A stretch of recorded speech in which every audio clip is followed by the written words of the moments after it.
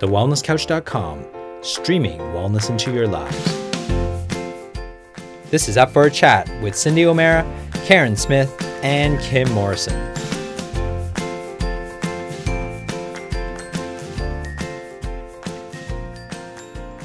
Here we are, up for a chat about the hottest topics that are important to you, inspiring you to awaken the change within. I'm Carren Smith, and today we have got a really, really fabulous podcast for you. Last week, if you haven't listened to it, last week's podcast was all about Cyndi's adventure when she went to hear Dr. Joe Dispenza in Las Vegas. I revealed some pretty close truths, and we spoke a lot about what she discovered from her meditations and all of the beautiful learnings that Dr. Joe Dispenza shares about the mind, the body, and the spirit. Now, I recorded a show with Dr. Joe Dispenza back in 2015 on my Carren's Couch podcast, which is also hosted here, right here on the Wellness Couch. And I thought, or we all thought, that we would share that recording of that interview with Dr. Joe Dispenza with you guys this week. So you don't have me, Kim, and Cyndi, but what you do have is you have my Carren's Couch podcast. So be prepared for a bit of a Carren's Couch opening and a Carren's Couch closing. But the best part is the piece in the middle where I have a deep dive down the rabbit hole conversation with Dr. Joe Dispenza. Enjoy. Well, hello there, loyal listeners and absolutely miraculously marvelous creatures that you are out there. You guys are going to absolutely wet your pants with excitement. Yes, I said it. It's out there. You guys are going to be so excited when you hear who I have on the show today. Now, let me give you a hint. If you've watched What the Bleep Do We Know, you might be in the right direction. If you have heard of somebody who talks about new ways of forming neurological connections inside of the brain and creating an extraordinary life as a result of that, you're right in the right direction. If you've read a book called Evolve Your Brain, The Science of Changing Your Mind, if you've read a book by Breaking the Habit of Being Yourself, How to Lose Your Mind and Create a New One, OMG, that one's brilliant. Or if you've read You Are the Placebo, Making Your Mind Matter, shut the front door. Please, everybody, help me welcome to Carren's Couch today the amazing Dr. Joe Dispenza. Thank you so much for joining us, Dr. Joe. What an absolute honor. I feel starstruck. Oh, thank you so much. I'm happy to be with you, Carren. Oh, gosh. You know, I feel like having you on the couch today, I feel like it's, we could have a coffee and I could probably chew your ear off for an hour and a half with all my questions and with everything I know that everybody wants to know. So we're going to get stuck into it and go straight down the rabbit hole. Everybody, strap yourselves in because we are in for the ride of our lives with the most extraordinary conversation about consciousness, humanity, and how we can start to manifest a more extraordinary life for ourselves. Because there's one thing that I know about us is that there is this force that courses through our veins, that beats our heart and breathes us, bakes a baby, blooms a rose, and brings out the sun. And all too often, we forget who we are. And for some of us, we don't even know who we are. So, Dr. Joe, start us off with, what do you know about us that if we knew, we would live a much better life? Wow, you're right. We do need a bottle of wine in a few hours. Well, let's talk about it on two levels, Carren. The first level is really just the basic level, which says that your personality creates your personal reality. And your personality is made up of how you think, how you act, and how you feel. So the present personality who's listening to this call has created the present personal reality called their life, which means then if we want to create a new life, a new personal reality, we have to change our personality, which means we have to start thinking about what we've been thinking about and changing. Begin to become conscious of our unconscious habits and behaviors and modify them. And look at the emotions that we've memorized that keep us anchored to the past and decide if those emotions belong in our future. I think that most people try to create a new personal reality as the same personality, and it doesn't work. We literally have to become somebody else. So if we think 60 to 70,000 thoughts in one day, and 90% of those thoughts, this is science now, 90% of those thoughts are the same thoughts as the day before, then the same thoughts will always lead to the same choices. The same choices will always lead to the same behaviors. The same behaviors will create the same experiences, and the same experiences will produce the same emotions. And those same emotions will drive our very same thoughts and our biology, our neurocircuitry, our neurotransmitters, our neurohormones. Even our genetic expression will be equal to how we think, how we act, and how we feel. So then what you're doing then as a facilitator of knowledge is saying to people, well, new thoughts, new information, every time you learn something new, there's a physical change in your brain. You're making new circuits. New thoughts should lead to new choices, and new choices should lead to new behaviors. New behaviors should create new experiences, and new experiences should fundamentally create new emotions. And those new emotions should then begin to inspire new thoughts, and we begin to evolve. So I think that this is a time in history where people are so excited about the content that we're going to the next level. And this is what I've seen around the world. This is a time in history where it's not enough to know. This is a time in history to know how. So that's the first point. The second point is this. You mentioned that intelligence that gives us life is the same intelligence that, causes flowers to bloom and bakes a baby and causes a sunset to happen or sunrise to happen. That intelligence is both personal and universal. It's within us and all around us. And in quantum physics, we call that the field, that invisible field of consciousness that gives life to all things that nobody is excluded from.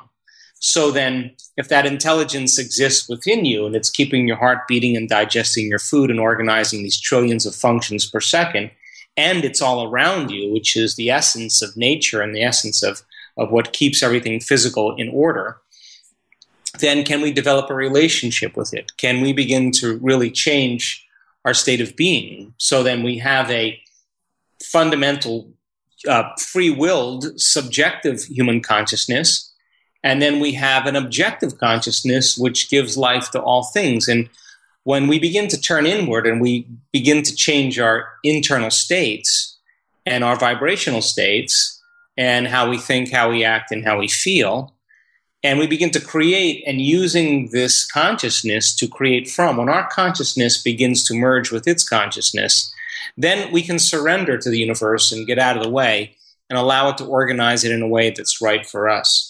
So I think people right now are so excited because they're more concerned about the how-to. They want to know how to do it more than just talk about the philosophy, and it's a great time to be alive. It's interesting the point that you raise. I ran a workshop on the weekend, and we had, 40 or 50 people in there, and we were talking about, that power that beats our heart and breathes us.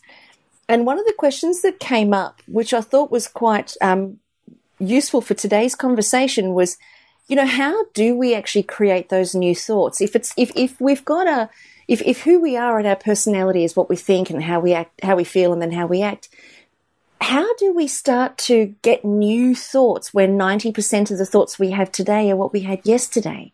Because our way of thinking and our way of being is so well habituated. What are your suggestions to people to start to unlock a new experience for themselves?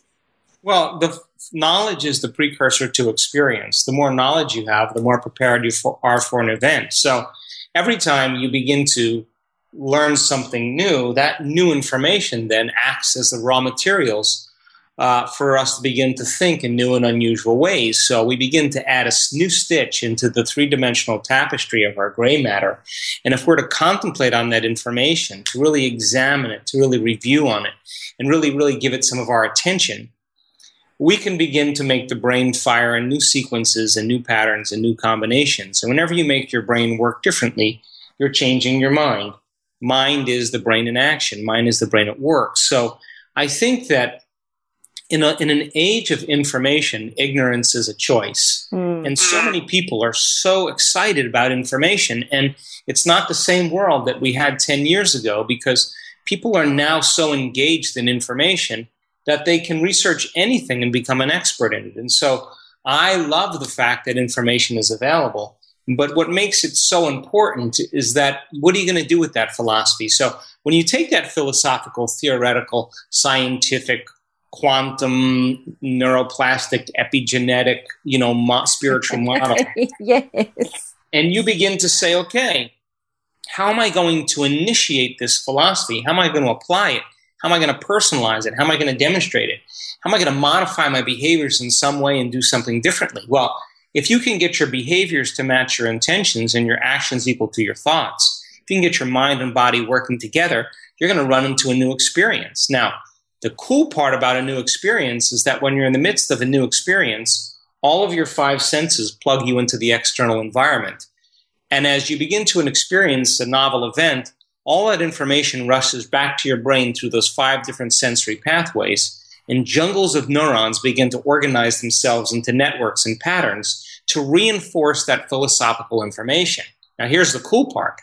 The moment those neurons string into place, the brain makes a chemical, and that chemical is called a feeling or an emotion. Now we are teaching our body chemically to understand what our mind is intellectually understood. So we can say knowledge is for the mind and experience is for the body. And in that moment, we are embodying knowledge. So you feel like a leader, you feel like a patient parent, you feel like an entrepreneur, you feel more compassion, you feel more love, because once you feel the emotion, it's dropped from the brain into the body. And you're literally signaling new genes in new ways because it's new information. But it's not enough to do it once. We have to be able to repeat the experience at will. We have to be able to do it over and over again till we neurochemically condition the brain and body to know how to do it as well as the conscious mind. And when the mind and body merge together, or the body knows as well as the mind, now we're beginning to master that philosophy. It's becoming a state of being. So we go from philosopher to initiate to master, from mind to body to soul, from knowledge to experience to wisdom, from thinking to doing to being. And we have all the biological machinery to do that.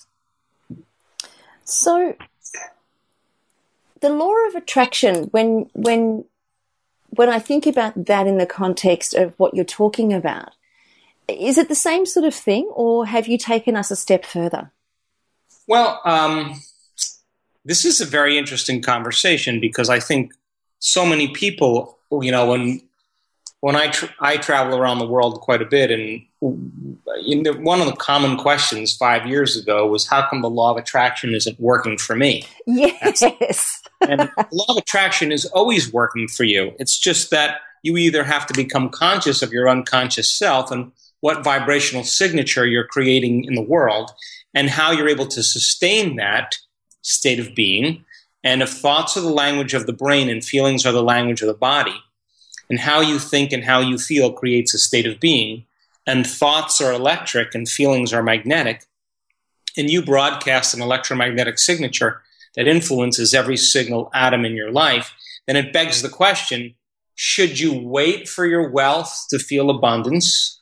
Should you wait for your healing to feel wholeness? Should you wait for your success to feel empowerment? Should you wait for your new relationship to feel love? Should you wait for the mystical moment to feel awe? Well, if you're a materialist, you're waiting for something outside of you to change something inside of you. And when you feel differently inside of you, you pay attention to whatever caused that. That's cause and effect. The quantum model of reality is about causing an effect, which means then you have to combine a clear intention, that's a mindful process, with an elevated emotion. In other words, you have to teach your body emotionally what that future is going to feel like ahead of the actual event. So you move from living in your past, neurologically and chemically, to living in your future, and you're broadcasting a whole new signature. So I like to use science as the model to demystify the mystical, so that people will have within their reach all the understandings to begin to apply it to their life. And I think a lot of people that try the law of attraction, they don't know that they're consciously doing this, but they're waiting for the relief of their experience to occur so then they can feel better. They can feel gratitude. But the immaterial mind, the quantum mind, is giving thanks before the experience occurs. And the emotional signature of gratitude means the event has already happened. And so when you emotionally embrace gratitude, you'll accept, believe, and surrender to the thoughts equal to that emotional state. And you'll begin to program your autonomic nervous system to make the proper pharmacy of chemicals that begins to prepare your body for the future event. So there's a question around presence. And, like if we're not living in a past experience neurologically, and what we're living into is a future expectation or a future imagined, so that we can start to create that chemical pharmacy today. A lot of people have a lot of unconscious, let's use money for example. A lot of people have a lot of unconscious beliefs about, I'm not good enough, I'm not worthy, I've never had money before, I'll never have money, we never had it when I was growing up. Lack is the very foundation that they live from. And it's because they've been doing it for so long, neurologically it's so well embedded, they don't have to think about that anymore. It's well and truly unconscious. So they don't know what they don't know about why they're not getting what they want. What would you suggest for people in terms of being able to bring those unconscious thoughts into the conscious mind so that they can be dissolved, so that then they can create an empowered future or an imagined future that they want for themselves? Oh, this is a great conversation. Well, I'll answer again on two levels, Carren, because it means that you're engaged in this process yourself. 95% of who we are by the time we're 35 years old is a set of memorized behaviors, emotional reactions, beliefs, perceptions, and attitudes that function like a subconscious computer program. In other words, we've done something so many times that the body now knows how to do it better than the conscious mind. Like you can't remember a phone number. You look down at the keypad and your fingers dial the number. Well, that's the body running the show. And so 95% of who we are programmed behaviors and attitudes and habits, that emotional reactions. So then we've done it so many times that complaining becomes automatic, that feeling sorry for ourselves is natural, to think that the universe is a harmful place. And so people have these subconscious beliefs that are based on their past experiences. Now, the only way that we actually evolve is that we have to have adversity in our life to challenge us against our current beliefs. And we can't meet that adversity from the same level of mind, because if you do, you'll keep producing the same result. So we have this amazing frontal lobe. It's 40% of our entire brain. It's the crowning achievement of the human being. And that's what allows us to begin to become conscious of our unconscious states. And so if we sit down quietly and we begin to ask ourselves some frontal lobe questions like, why isn't this happening for me? How come this isn't working? What is going on behind the scenes of my awareness? And if you sat down and you got quiet, all of a sudden you would probably become conscious of some thought, feeling, or habit that you've been doing unconsciously that now you're conscious of. And so our life is our initiation, and our life challenges us so that we can begin to modify those beliefs to do a better job in life. Now, most people wait for crisis or trauma or disease or diagnosis or loss really to finally make up their mind to change. Like you have to reach your lowest denominator before you do something about it. Mm-hmm. And for me, my message is, why wait? You can learn and change in a state of pain and suffering, or you can learn and change in a state of joy and inspiration. Now, think about this. When you're at your lowest level, you don't feel like yourself. And the moment you don't feel like yourself, you could actually look at yourself through the eyes of someone else because you're not being yourself. That's called metacognition. You can see who you've been. Well, you can also become inspired by a vision of the future, enthusiastic about possibility, and come out of your resting state into an elevated state. And when you do that, you can look at yourself also as the old self, but from an elevated state instead of a depressed or suppressed state. So the technology and the science supports it. And, in the workshops and conferences that we do around the world, we teach people how to be defined by a vision of the future instead of a memory of the past. And when they come out of their resting state every day and they change their state of being, they'll be way more conscious of their unconscious self and less likely to return back to that old personality. You know, it's interesting listening to what you're talking about here. I'm not sure if you're aware. It's just something that's just come to me in my thought processes. I went through, my partner took his life, and then subsequently I was in the 2002 Bali bombing.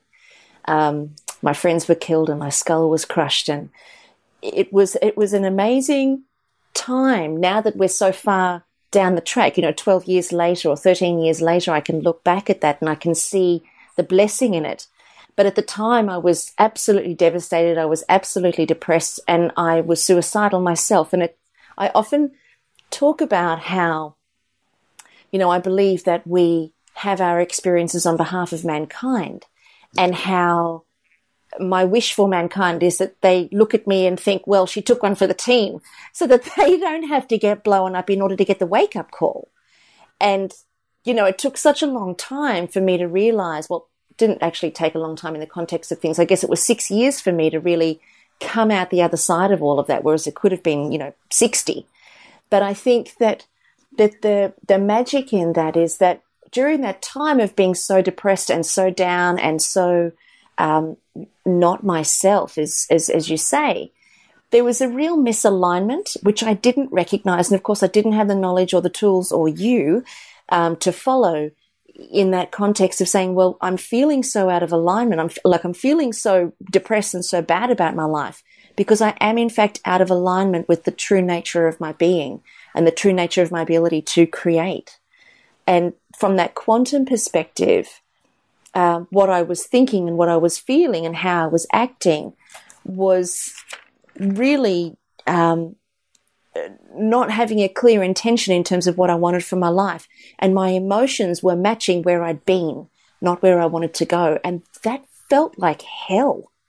Sure. Well, think about it. I mean, you had an event in your life that branded you emotionally. Yeah. And if you don't know how to overcome that emotion, and you allow the refractory period of chemicals from that event to linger for hours or days, it turns into a mood, one long emotional reaction. Mm. And if you keep that emotional reaction going on for weeks or months, it turns into a temperament.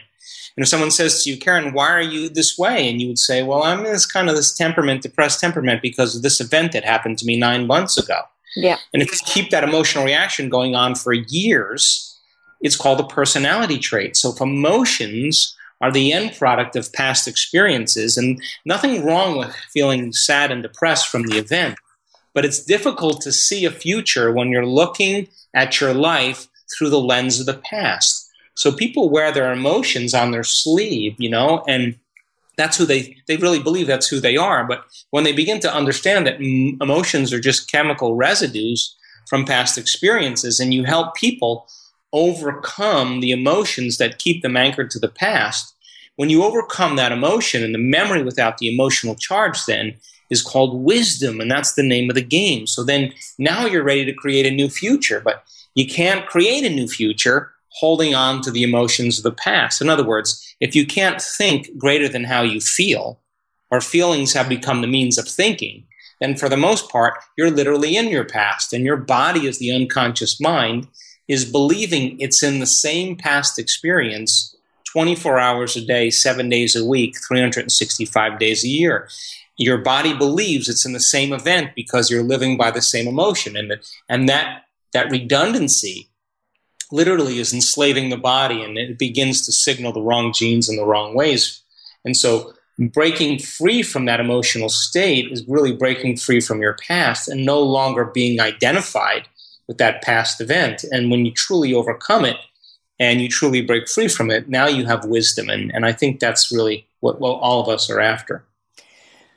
So in terms of being able to move us forward and to be able to, when you look around the planet and we watch the news, we see people exiting the planet left, right, and center. We see terrorism is rife.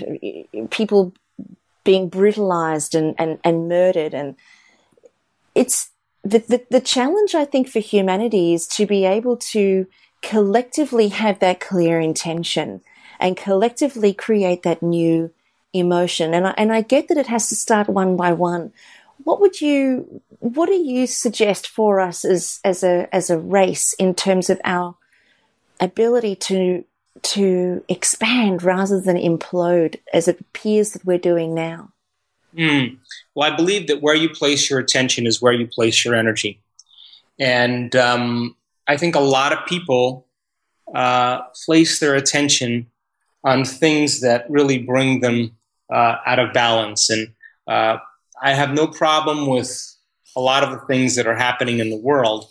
But if we begin to use those scenarios to reaffirm our addiction to some emotion, then we'll always look for the bad news. We'll always look for the terrorism. We'll always look for the war. We'll always look for the lack and the poverty and social injustice.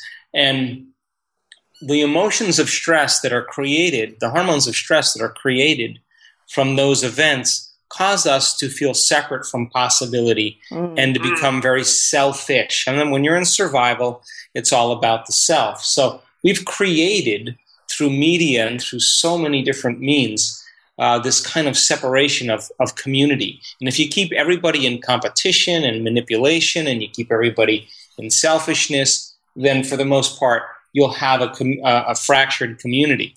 And so I think really what people are after is a connection, cooperation. I think they're interested in compassion and kindness and caring.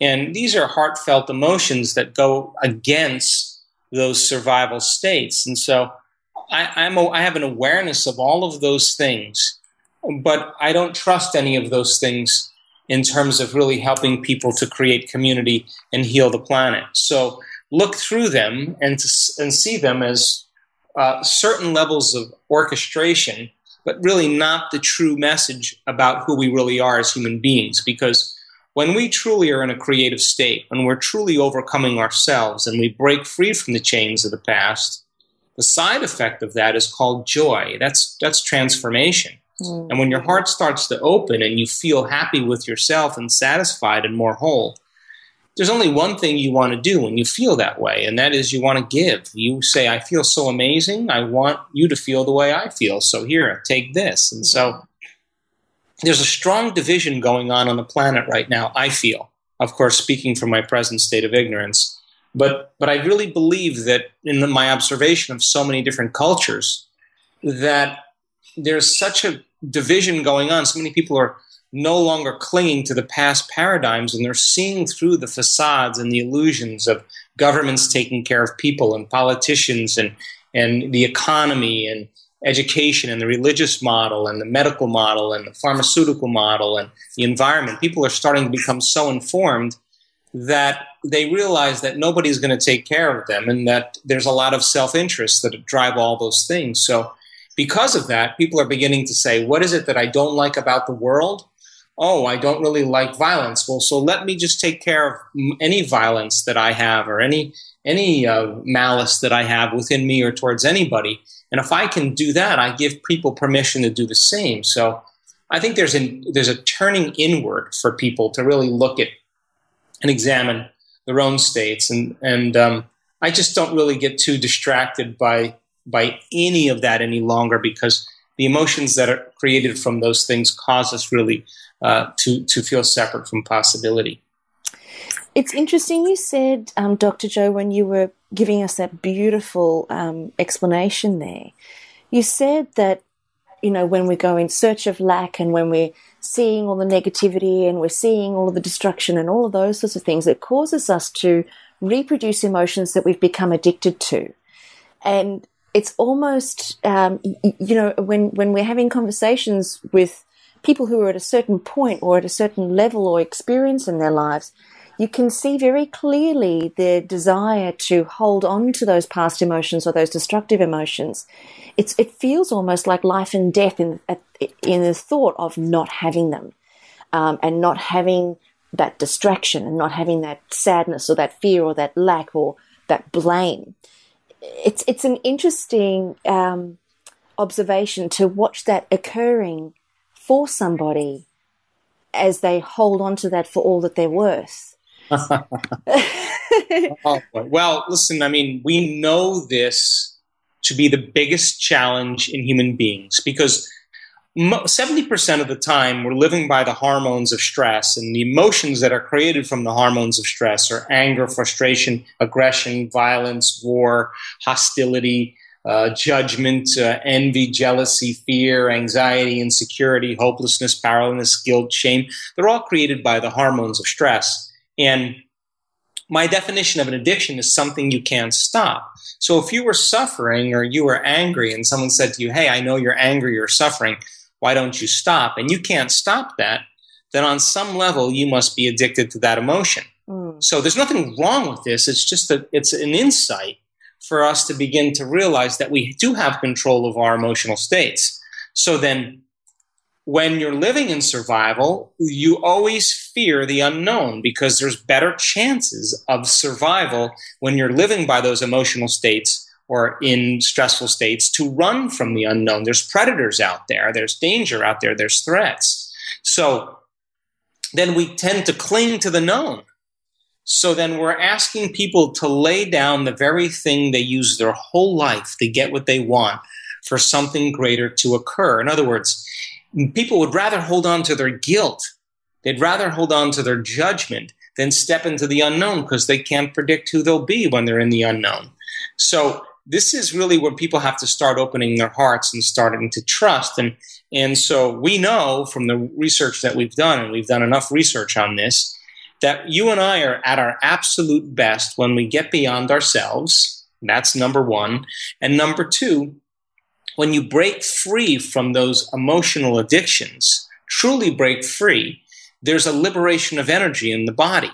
And that liberation of energy now is available energy for the person to design a new destiny. And just like with any addiction, when you finally stop to giving up, feeling angry or feeling sad or feeling guilty, your body has modified its receptor sites and it's craving those chemicals. And you have to go through a little bit of withdrawals because the body's looking for that chemical hit.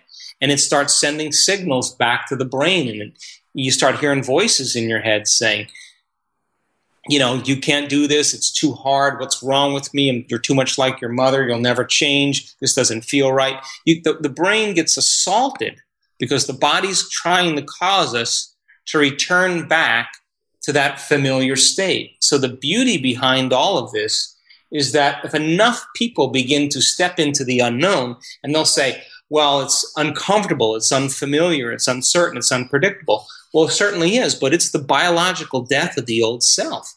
And if you say it's unpredictable, you can't predict your future. Well, the best way to predict your future is to create it, not in the known, but in the unknown. And when you and I become comfortable in that unknown, I think that's when we start to experience the miraculous. Gosh, it's just such an amazing conversation. Oh my God. I was reading something the other day, I think it was out of A Course in Miracles, and it was all about the unknown and being willing not to know. And believe it or not, I was in the shower and I got this blinding flash of insight for one of my retreats that I was running, where I came up with these little daily study cards. And on the front of it, I put, to know we must teach, to teach we must learn, to learn we must experience.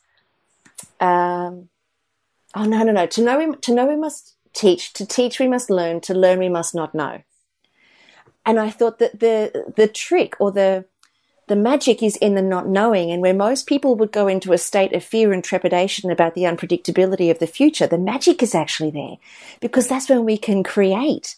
And I think that's the juice, isn't it? I mean, that's bringing something into manifestation that wasn't there before. So every moment really is an opportunity to say, well, what do I want to play with today? Isn't it? I mean, it doesn't get to look any better than that. Well, I mean, there's degrees of this now. Don't forget. I mean, I mean, when a person's diagnosed with a very serious health condition, when they're leaving a relationship because it doesn't work, when they're stepping out from a job that they no longer want to be insulted and demeaned upon, these are bigger things where people all of a sudden say, "I can't live this way any longer. I got to trust in the unknown. I don't care. All I know is I'm not going to live from this state." Now, the first thing that comes up is fear, because what we do when we step into the unknown is we predict the worst thing that's going to happen to us. We conjure up the worst case scenario based on our past experience, and we get ready for the worst thing that could happen because there's better chances of survival if you're prepared for the worst thing that occurs. So out of the infinite potentials that exist in the quantum field, we're selecting the worst case scenario and emotionally embracing it, and we're beginning to create that very destiny. So then finding the present moment, which is where we started in this conversation, is really quite the skill. And when you're truly in the present moment, and where your attention is in the present moment, where you place your attention is where you place your energy, then you're no longer trying to predict the future based on the past or expect the worst case scenario based on some event that happened to you 10 or 20 years ago. When you get to that point where you're more alive and you're more aware because you're in the unknown and you're trusting in the unknown, that's when you begin to see the miraculous happen. And you'll say what everybody else says. It wasn't me that did this. I didn't do anything. It was the power in me and all around me that did it for me. I'm just experiencing my own divinity. That's when, that's what I call the natural state of being. And I think we all have access to that. So what's a day like for you? I mean, with all of this magical information and knowing that you have, what's life like for you? Well, I'm a very mission-driven person. I mean, I'm up very early in the morning. I wake up in the morning, and from 5 to 7 or 4:30 to 7 in the morning is my time for my own personal practices. It's the time where I get my mind and body correct. It's the time where I do my own meditations. It's the time I create futures and mystical experiences, and then the rest of the day I serve. I mean, I travel about 175,000 miles a year. I'm in a different country at least 3 out of 4 weekends, or in a different city at least. And I love to serve. I love witnessing transformation. I have a beautiful home at the end of a 1-mile road, and it's a beautiful, beautiful ranch with horses and orchards and organic gardens and a river, and it's kind of my sanctuary. And but I'm traveling the majority of the time, and I wouldn't do it really, Carren, if I wasn't seeing the amazing results that people are really starting to create for themselves. And so I'm inspired by other people, and I'm inspired by what they're doing. And I guess my motto has always been, I only go where I'm invited. So if people keep inviting me, I'll keep coming. And when they stop inviting me, I know it's time to probably do something else. So I'm just privileged that I have the opportunity to contribute, and I'm privileged to stand in front of an audience and inspire them to step out into that unknown. How profound. Well, it sounds like your present moments are being created miraculously, and it sounds like you have an extraordinary experience, and hats off to you, because it gives us all something to aspire towards and as an example that we can follow. So it just sounds beautiful, and I love the sound of your ranch. So, look, we've come to the end of the podcast, and I really want to make sure that everybody who's listening to the show knows where they can get more of Dr. Joe Dispenza. I am personally going to be going to the workshops that Dr. Joe Dispenza is putting on here in Australia. Now, if you guys are interested in it, there's the Progressive Workshop, which is in Melbourne, on the 19th through to the 21st of June. And then once you've completed that one, that's the prerequisite to doing the Advanced Workshop, which is on the Sunshine Coast in Yurumba, right near me, where I live, from the 24th to the 28th of June. Now, I'm going to be at both of those, so it would be really cool if all of you guys would like to join me at that workshop. I think that would be really, really awesome, and we can all connect there as well. So pop those dates into your diary. Personally, I've blocked out from the 19th all the way through to the 29th, so that then I've got all those days in between and a day off afterwards, just to sit in the creativity of what gets, enlightened inside of me as a result of that experience. So join me. Make sure that you do. And if you want to get your seats, all you've got to do is go to drjoedispenza.com, and you'll be able to find out more about those events there.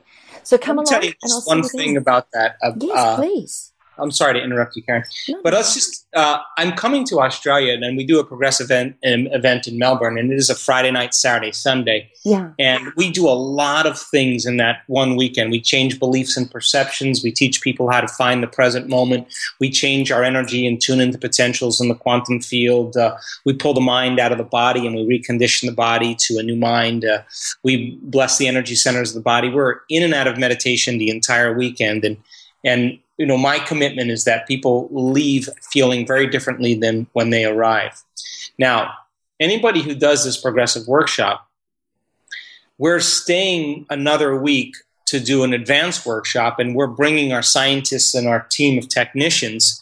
And the advanced workshops are where the magic happens. It's a Wednesday night, Thursday, Friday, Saturday, and Sunday. Long days, full days. And we measure people's brains. In other words, if you come, you may have to wear, you may not have to, you may choose to wear a brain cap, and we measure your brain, and then you go through 4 days of training, and then we measure your brain at the end of the event to see what type of changes occur. We'll measure your brain during meditation, or you may be wearing a heart rate variability monitor. Why? Because when you feel gratitude and you feel appreciation, your heart is more organized than when you feel frustration and anger or impatience. Now, we measure the energy of the room. We measure the energy around people's bodies. We measure the energy centers of their bodies. We may measure genetic changes in urine. We measure all these things to show people really how profoundly powerful they are. So we're doing our first advanced event in Australia because we have a big community of Australians that want to have an advanced workshop there. And as I said, I only go where I'm invited, and they're pretty passionate about me coming, and so it'll be a wonderful event. And our advanced events are really where the magic happens. There's miracles that happen in 4 days all the time. Oh, how awesome. Well, I'm glad that you interrupted me, because that was a lot more detail about what people were going to get and what they could experience at your event. So that's awesome. That's brilliant. Now I'm even more excited to go. Well, we're going to scan your brain. Don't worry. I will offer my brain with absolute ease. No problem there at all.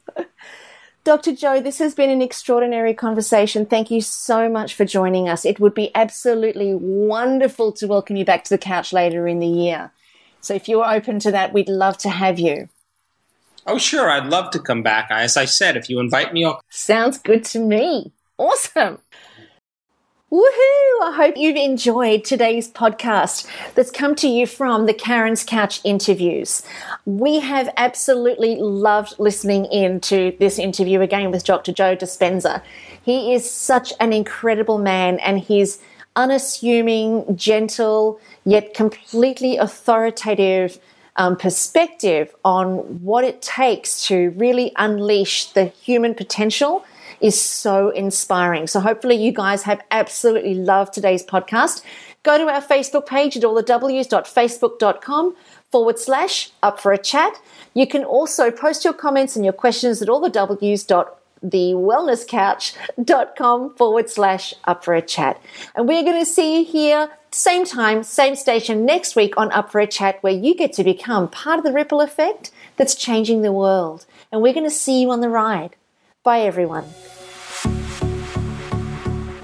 This has been a production of TheWellnessCouch.com. Check us out on Facebook and join in the conversation on Facebook.com/TheWellnessCouch. Subscribe to each show on iTunes and check us out on Twitter. The Wellness Couch, streaming wellness into your lives. Whilst the Wellness Couch presenter endeavor to provide accurate and helpful information to their listeners, these podcasts cannot take into account individual circumstances and are not intended to be a substitute for health and medical advice from a qualified health professional. You should always seek the advice of a qualified health professional before acting on any of the information provided by any of the Wellness Couch podcasts.